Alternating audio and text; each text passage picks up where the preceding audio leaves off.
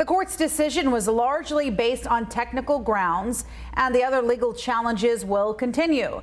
We have our Connor Board joining us now from the newsroom for more on what this even means. Connor, good morning.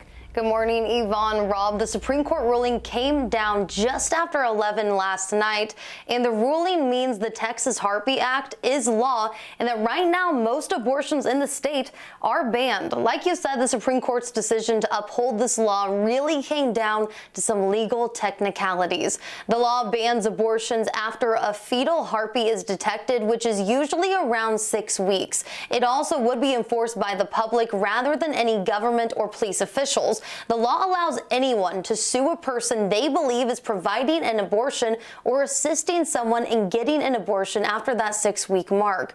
Due to this citizen enforcement, the court's conservative justices say the law presented what they called complex and novel procedural questions that couldn't be resolved. Attorneys on both sides of the issue say how this will play out in court will be complicated because of medical privacy laws.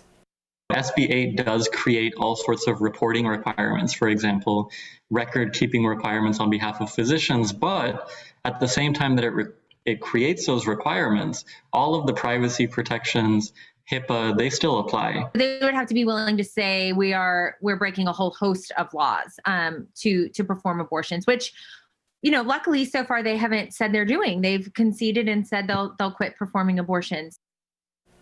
The law also gives a cash reward of $10,000 to any plaintiffs who file a lawsuit that succeeds. The Supreme Court majority said although they are not blocking the law, they are not addressing the constitutionality of it head on. So Yvonne, this will not be the end of legal challenges for the abortion law. More are expected to come.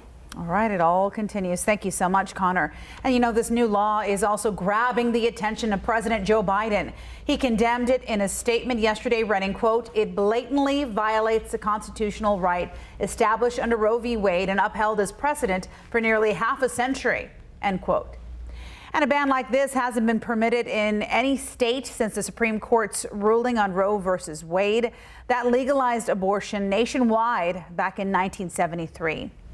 And Texas is the only state to outlaw abortions after 6 weeks, but 12 other states have passed similar legislation.